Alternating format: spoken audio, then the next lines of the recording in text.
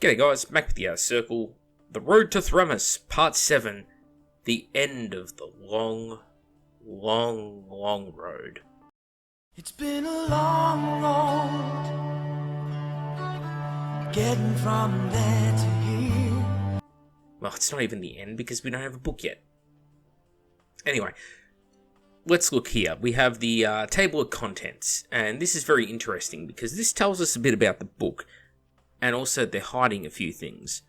So down the bottom there, you'll see that all the army list editions are all slapped over to one side. That's not how they format their book. As you can see with Conrad Kurz right above that, if they have an odd number of things or they need to finish a section, they centralize the font. That means they've deliberately removed a whole bunch of entries here.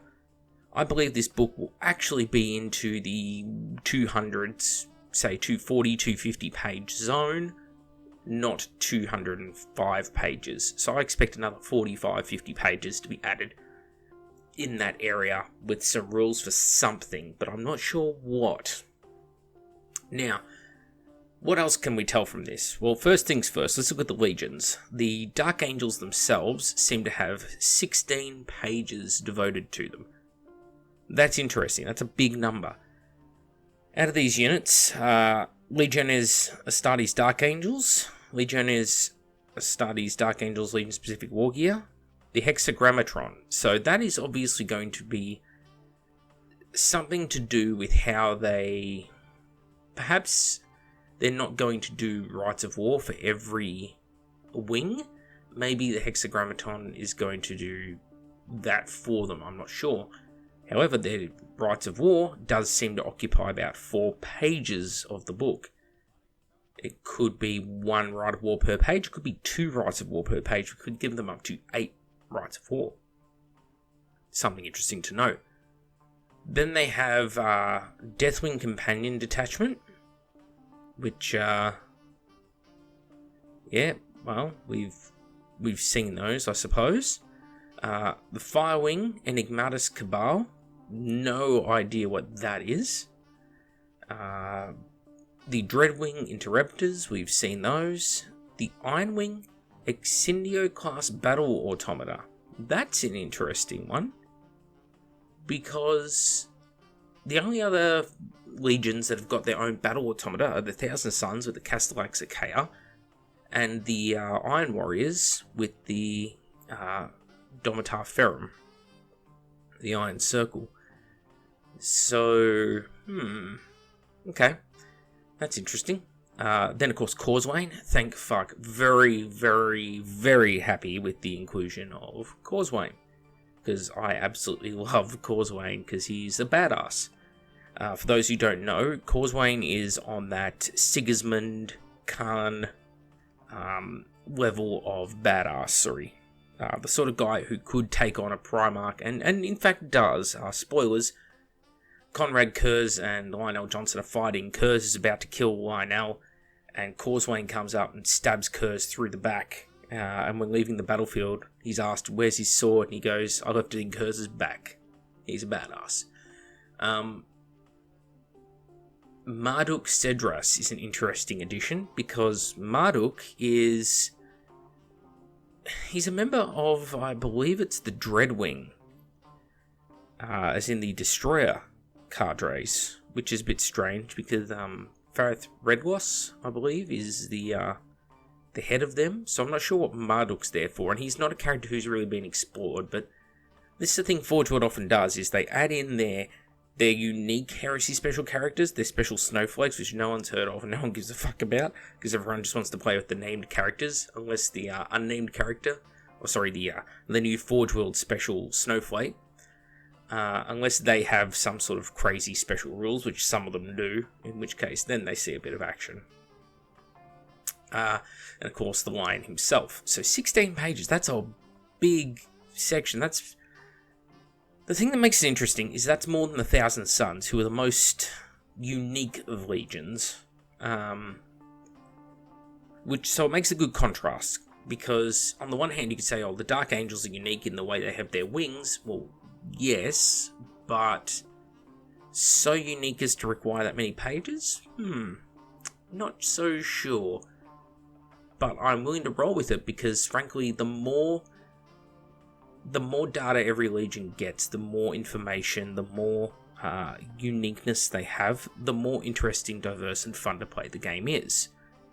As opposed to if every Legion was the same with just 2 Rites of War, it does get a bit samey. So yeah, I'm for it.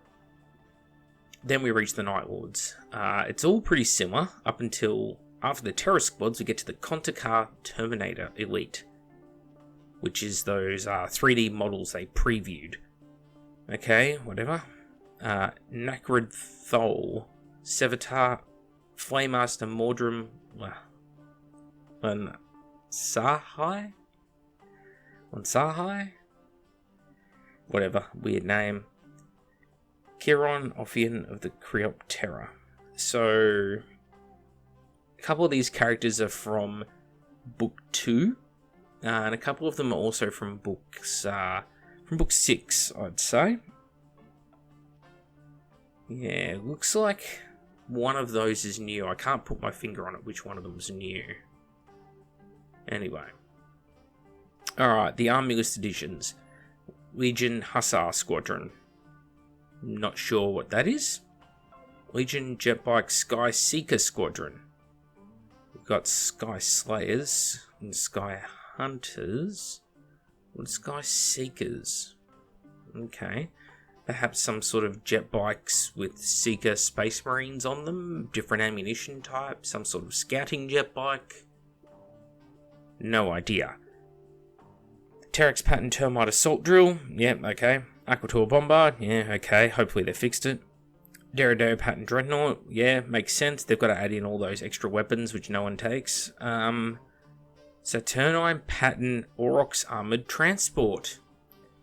Ah, the Aurochs, yes. And right below it, the next page, the Saturnine Pattern Carnodon Strike Squadron. Carnodon Pattern Strike Squadron, Imperialis Militia and Cults. So, essentially they've put the Aurochs for Militia and Cults and for Solar Auxilia onto the same pages and just a little asterisk as to which one of those factions uses which rules.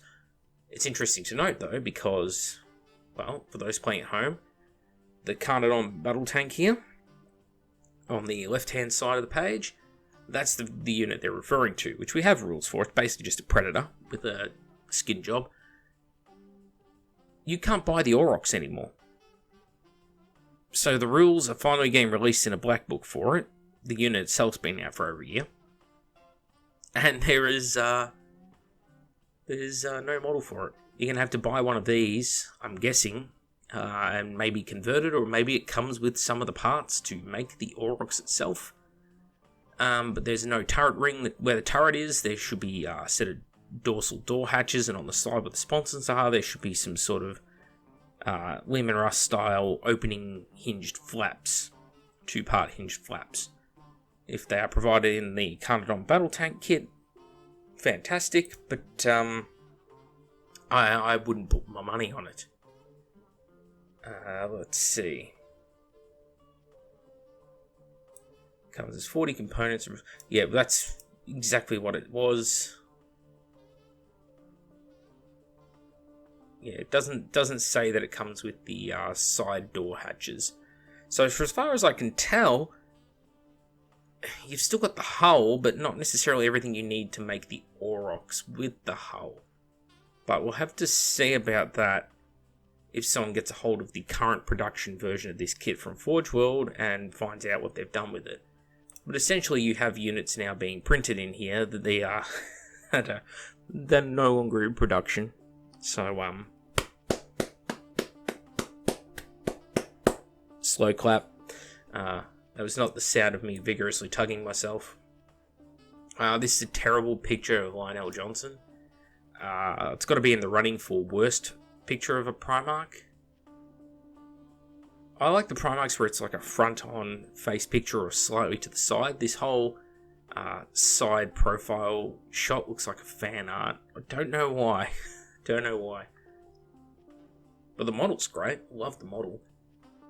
It's a pity though that the Lion Sword is by far the worst choice. Just go the Chainsword and fucking Hack face with that. That thing is so much better. Oh, look, here it is right here. And they still haven't changed it. So, why? Why is it so much better? Well, let's see. The Lion Sword itself. It has the melee rule. Okay. Lance rule. Strength 7, so I guess you can glance vehicles on a 5, penetrate them on a 6, except for those who are immune to lance, like the Land Raider Achilles. Don't really see that coming in handy too often, and most tanks that you'll be fighting rear armor 10 because they're Rhino chassis, or they're rear armor 11 because they're Sicaran chassis. It's very rare that you're going to be fighting something that's 14 all round or something. So I don't really know why. Maybe Dreadnought combat gives him a chance against Contemptor Dreadnoughts. Maybe Leviathans, I guess? They're not the sort of unit your Primarch should be taking on. They're the sort of unit that you throw melter guns at, or Terminators with chain fists, or you just shoot them at a long distance with las cannons. So, interesting that they're going to be throwing the Lion into that. It's AP 1, it's Master Crafted, and it's two-handed, so no bonus attacks. Versus the Wolfblade, which is plus 3 strength, so he's just strength 10 there, which means he can glance a Land Raider on a 4, which is just better than Lance. Yeah, he's less likely to blow it up because it's only AP 2, but it has Shred, and it's also got Fearsome Ruin. Shred meaning that when he's fighting in hand-to-hand, he gets to reroll his to-wound rolls, which is going to be handy more of the time. Because striking at strength 10, he can instantly kill Marines, he can instantly kill even Thalax, toughness 5 units. If he joins a unit which has access to rad grenades, which I think with the Dreadwing will be quite a possibility, they'll be handing out rad grenades to come one, come all for rad grenades, he'll be able to instant kill things that are toughness 6 by dropping their toughness down by 1, thanks to the rad grenades. So that's things like Vorax, for instance. Certain Demons of the Ruinstorm units will all be instant killed by the Lion with the Wolfblade versus the Lion Sword, which will only be killing stuff that's toughness 3 instantly. So with the Shred, that's a massive multiplier. Any unit which suffers 1 or more casualties from the Wolfblade makes a morale check during the assault phase, must roll an additional d6 for that check and keep the 2 highest dice to determine the result. That will be interesting with the Salamander's special rule, so essentially they'll be rolling 4d6, picking, the 2 lowest, the 2 highest, I'm not quite sure. It's just an interesting thing to point out, because Salamanders get to roll 3d6 from rail checks and pick the 2 lowest. And also Wordbearers have something similar as well. Whatever, the Chainsword is by far the superior option over the Lion Sword. I don't really... Maybe in a Primarch fight, just getting those initial to hit rolls will be better with the Lion Sword. Does have Flesh Bane, I mean he's going to wound on 2s. But then Strength 10 is also going to wound on 2s, and having rerolls to wound is more handy. So yeah, I still think the Wolfblade is by far out and out the better choice. The Lion Sword just doesn't bring anything to the battle. Especially versus a Contemptor. What would I rather? Wound the Contemptor on... glance the Contemptor on 5s with the Lion Sword, or outright penetrate it on 5s with the Wolfblade. I think I will take, in fact on 4s. 4s with the Wolfblade will penetrate a Contemptor. Yeah, I'll take the Wolfblade, thanks. Less chance of blowing it up, but you're going to do hull points anyway, which will blow it up if you do enough. Conrad Kurz, yes, he's been out for a long time. It's interesting that they throw in like some of his special rules. It's like, yes, we know his rules. Now, here's some interesting thing. Some exclusive rules for Dark Angels. Farith Redloss is Master of Dreadwing and has unparalleled knowledge of all the weaponry in the First Legion's arsenal. Before battle, he can choose between 3 different ranged weapons to wield alongside his power axe. If you plan on getting up close and personal, choose the Magaron Patent Adamantic Pulse Pistol. This is just an insane weapon. Essentially, it's an Inferno pistol, but it's only AP 2, but has the Lance special rule instead of 2d6 armor pen. But it's got shock pulse, which means if it penetrates a vehicle, then that vehicle can't shoot next turn.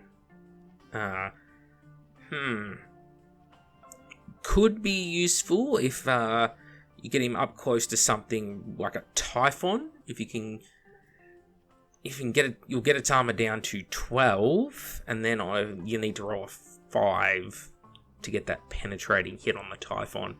Something like that could be handy. Just to scroll back up though, Holgwyn and Fareth Redwas are not listed. Yeah, they're not listed in the table of contents, so perhaps they're an upgrade to particular units or part of the Hexagrammaton rules. I'm not sure, or maybe you get them with the unique rites of war. Either way, the only 2 special characters listed for the Dark Angels are Causeway and Marduk Cedras, so I'm not sure how that plays into these 2 characters. Holgwyn, one of the few Terranborn warriors to claim the place of the Council of Masters. Master of the Deathwing, has access to a number of the Legion's venerable relics, including the Viridian Blade. Yeah, +2 strength is strong.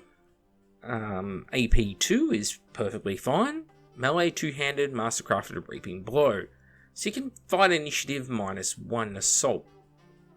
That's interesting. He'll probably be initiative 5.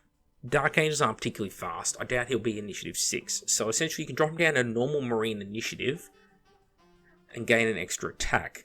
Considering it's 2-handed, he's a Praetor level character. He'll probably only have 4 attacks, so you'll take him up to 5 by doing that. Is it better to just out and out kill other people at that initiative, at your normal initiative step, or to try and drop your initiative down? It really depends who you're fighting. If you're fighting, say, Custodes, it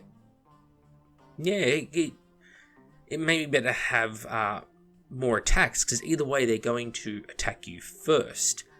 Downside is if they kill you, then you're not going to get your attacks, so it's a bit of a toss-up. Not what I would count as the greatest weapon. It's more of like an old Space Marine relic sword, or relic blade. A Paragon Blade will only be +1 strength, AP 2 initiative, but it's a specialist weapon, which means if you pair it with another specialist weapon, you get +1 attack. So in the case of something like Alpha Legion, players take Venom, their Power Daggers. Other people might take a Power Fist, for instance, in order to get that +1 attack. So the Paragon Blade also has the fact that if you roll a 6 to wound, it's an instant death. So I think that it's a better weapon overall than the Viridian Blade because of that factor. Not discounting this entirely. I think it's more of a niche thing, kind of like the Cutare weapons of the World Eaters. And you can download some Dark Angels unique rules. So, what do I think of the Road to Thramas? Meh.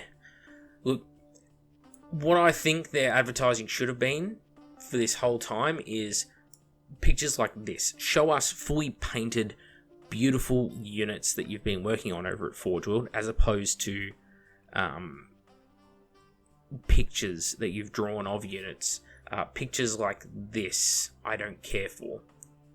Because this is the hype advertising. I want to know what the models are. I want you to make me want to go out and buy the models. And a picture like this does not make me want to go out and buy the line. This just looks like the pompous villain of every medieval movie I've ever seen. He looks more like... if anyone knows A Knight's Tale with Heath Ledger, this looks more like the guy who would be the villain to Heath Ledger. Rufus Sewell, by the way, was that guy who looks nothing like this, but I meant more like that arrogant, noble, looking off into the condescendingly into the distance, like won't even acknowledge the portrait painter who's drawn his picture. I suppose that could be the lion, but yeah, rules like this is fine. I mean, there's nothing wrong with releasing full rules for a unit. You're going to drum up a huge amount of hype if each time you did one of these Road to Thramas, you just release the whole rules for a unit, like Causeway. A single special character. You don't have to give away all the goodies like the Primarch, for instance. You could just give away a mission, one of the Thramas missions, and then people could go out and maybe play the Thramas mission with the units they've already got just to try it out and say, you know, whether they like it or loathe it. That would be pretty fun. That's the way I think the marketing should have been done. I'll add to that, on top of all of this, what they should have done was done some famous battles of the Heresy. So every legion gets these different battles that they participate in the Heresy. It's some of their famous battles or notable battles, and they include them in each legion's section in their respective black books. Well, considering we've got to the end of the journey on, you know, each legion, they've had at least one black book now once this one arrives. What they should have done was fleshed out some more. So who wouldn't love to hear some more stories about the World Eaters in the Great Crusade, or the Emperor's Children in the Great Crusade, the Death Guard? You know, some of these factions we don't know a huge amount of what they did in the Great Crusade. We just know that they were badasses. Release some of those notable battle stories. You could have some details on the Second Legion. You could write some cool short stories, right? You could also explore some of the different characters, and you could upload these just paragraphs or sections of story just in your spare time. You just write it up, type it up at home, and then send it over to the Warhammer community, and then they can upload it to their page. Anyone come along and read it, and it can get their imagination firing off. Like, oh wow, who is this crazy Xenos race that they were fighting? Oh, what? These were some kind of weird insectoid creature that can phase through walls. Oh, how do you fight something that can phase through objects? You know, something like that. Or what the Perturabo Primarch novel did, where it talks about fighting the Hrud. The Hrud are a great menace to have in a story, so you could do things like that.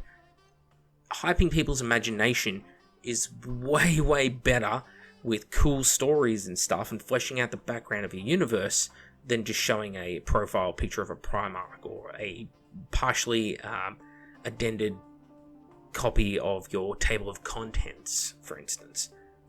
Those things are underwhelming. Also, what's going on with the design over at Forge when it comes to creating weapons and stuff? Look, everyone likes to say, you're not a professional writer for Forge World or something. How would you know? It's like, look, I've been in the hobby for 26 years this year. I know a thing or two about rules that work and don't, and how to write rules. Versus people who may write for the company, but they're fresh out of university and haven't been writing rules for Warhammer for 20 odd years, and this is just a job for them. The people who are in the Heresy team now, they've been doing it for a little while. But only a couple of years, you know. It's a bit of a different level. You may work for the company, that doesn't make you an expert. For example, I'm a firearms expert. I was an armourer in the military, was in special forces, worked with rifles a lot. Submachine guns, machine guns, you name it. I fired so many things now that it's kind of lost that interesting factor. When I go over to America, my friends can just give me a weapon. I know how to use it, how to strip it. I can just fire it and they can trust me with it. And I can show other people how to use it who've never seen it in their life. And then I'm not the sort of person they go to make policy on firearms in my country. They go to the police, and the police fire an average of 15 rounds per person per year. Right? So just because someone is in a position of authority doesn't mean they really know much about what they're talking about. Well, same thing with rules that are written by a company. They may know their job, but it doesn't mean they know how to do it better than you just because they work for the company. And when I look at these rules, I think that. Now, I'm not trying to say they're incompetent. What I'm saying is, hey, if I look at the Lion Sword and go, man, that is way superior to the Wolfblade, or vice versa, in fact it is vice versa, the Wolfblade is way superior to the Lion Sword, perhaps that is, especially since I pointed this out when we first got this rule months ago, you need to tweak it. You need to modify it. Clearly the Lion Sword needs something else. Perhaps instant death would be a massive change, because then you go, oh, okay, the Lion Sword less likely to, wound certain units, but if it does wound, well, man, it's going to leave a mark, versus the Wolfblade, which is more likely to wound, but less likely to leave a lasting mark. That's an option. Or perhaps you could have Rampage, so you get a bunch of extra attacks for having the Lion Sword. It's faster, more nimble, something like that. But just having it be a bunch of special rules off to the side that essentially just mean that you can wound tanks a little bit better? Not great when the other weapon is better at that job anyway, as I demonstrated. So, yeah. It's things like that that come to mind when you're like, why are you writing these rules, guys, if you clearly don't know how to do it correctly? All options should be viable to some degree or another, equally. If something is just flat out superior, that is the way I find people tend to go, and you see it a lot with the Heresy with the Paragon Blade. Lots of legions have access to their own unique weapons, so for example the White Scars have a Power Glaive. You can use it as Power Axe or a Power Sword, but the Power Axe part fights at initiative but doesn't get +1 attack. Cool, nifty weapon, great to put on your consoles and your sergeants and your squads. It is pricey, but compared to a Paragon Blade, you equip it on your Praetor and go into a challenge, you lose. It's just superior to have a Paragon Blade. Same with the World Eater Cadre weapons. Yeah, they're pretty cool, you can give the equivalent of, you take a Meteor Hammer or an Excruciator Chain Axe, but again, compared to Paragon Blade, I would rather take the Paragon Blade. And most people do, because people don't want to go into the fight under-equipped. Not saying all people do. I often took Power Glaives on units where it was not in my best interest to do so as a White Scars player. Because it was fun. It was fluffy. Thousand Suns. They have access to Force Weapons, yes, but Force Weapons are not very good. Especially when you consider that, hey, a Paragon Blade has a 1 in 6 chance, when you roll it to wound roll, of becoming instant death anyway. I didn't have to psychic test for it, I just get it for free, and I could spend my psychic abilities somewhere else. Oh, and it's also at initiative, oh, and it's at +1 strength, oh, and it's at AP 2, and none of those things are given to me by a Force Weapon. Well, naturally, I'm not going to pick the Force Weapon, am I? Well, I do, because I'm a fluffy little retard like that. But it's worth noting. And those are the little things I look at in these black books, and really, they're the thing that get my fur up. Because I'm like, okay, you're the professional writers, you should be showing me up. I should open this book and go, man, you've written a rule that way. What a great way to write a rule. I never thought of doing it that way. That is fantastic. That's what I should be thinking. I should look at that and go, wow. And I kind of do. When back in the Alan Bly days, I look at Night Wars and Conrad Kerr's King of Terrors. His fear tests are -3 leadership. Oh, okay, that's something that's going to go off. Because I often shit on fear as a rule, where I go, his fear checks are mostly on leadership 10, and, well, the average thing you're going to roll on 2d6 is a 7. In a game, you'd be likely to roll more than a 10 only a couple of times in a 7-turn game. Well, the King of Terrors, he's dropping most units down to that 7. It becomes a 50-50 whether you're going to pass that leadership check or not. That's huge. That is a really good way of making fear work. And on top of that, when he destroys a unit outright in close combat, well, all enemy units subject to fear within 12 inches and within line of sight of the combat get to take an immediate morale check. So, okay, he spreads the fear. If he kills a unit, people around go, oh, fuck, you just fucked up Daniel over there. They need to take a morale check. Now, they're probably not going to fail it because it's not at the -3, but still, that is an interesting, great way to word the ruling. And this is from Book 2. Conrad Kerr's rules came out in Book 2. Book 2, for those who don't know, was in 2013. Yeah, 2013. Late 2013. That's insane. 7 years later, and we got to the point where there are 2 weapons available to Primarch. One is just better. Which would you rather? Anyway, last little thing I'll tack on to the end of this episode is they've released Chinzar, Master of the Kashyyyk, for the White Scars. I got rid of my White Scars army, by the way. I thought I'd played the potential out of it and passed it on. His swords don't look like Chinese Dao swords at all. They look more like a Felkata, or perhaps a Greek Kopus, or even just a banana machete. They don't look like some sort of Chinese blade, even though they've got a very Asiatic style hilt and grip on them. The pommel, handguard, that kind of thing. His armor is relatively unadorned compared to the Kashyyyk themselves. I'd love to have seen... I don't mind the trim around the edges of the leg greaves, but some of that White Scars glyphs, the geometric patterns, perhaps some Asiatic lettering would have been lovely to see on the shin, because that right shin is just a big blank slate.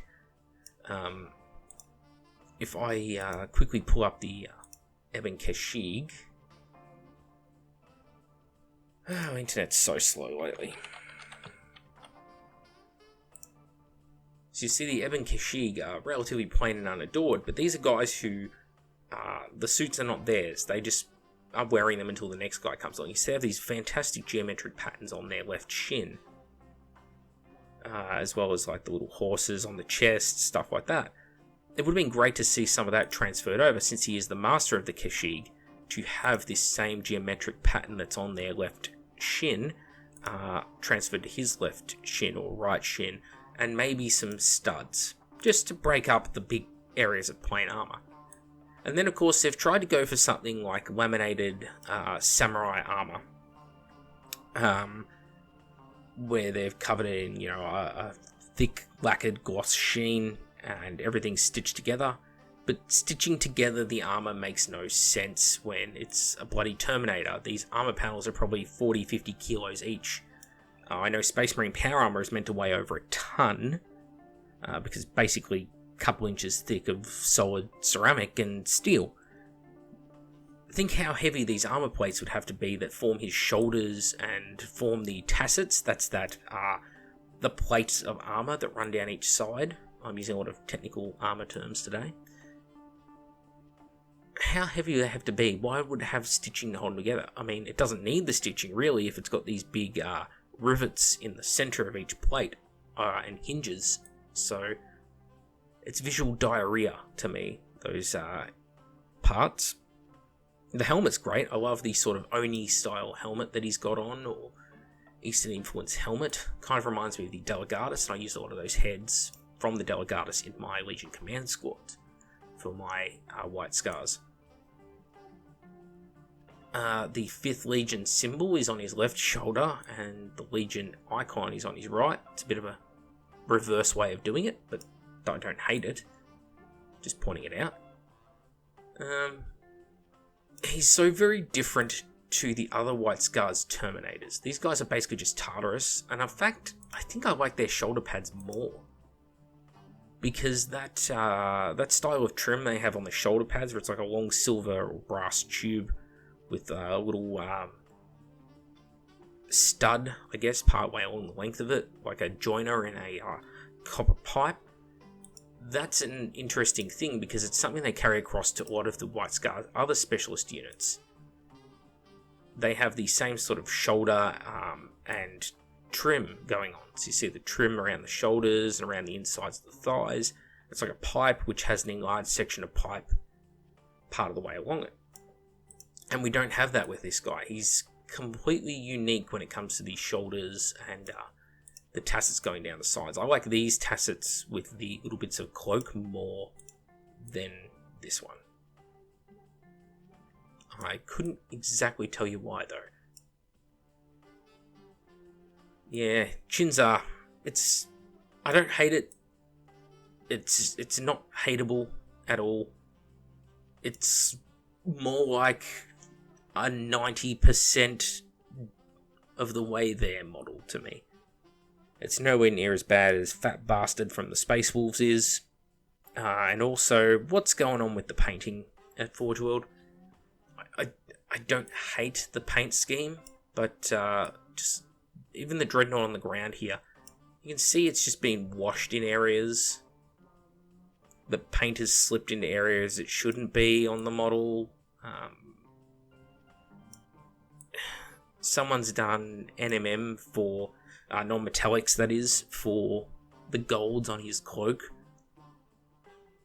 But it's too subtle, the leathers on the cloak, and the NMM, the non-metallic metals, the golds, doesn't look quite right. It's not terrible by any stretch of the imagination. I'm not just trying to shit on a person here. I think it could have been better. That's all.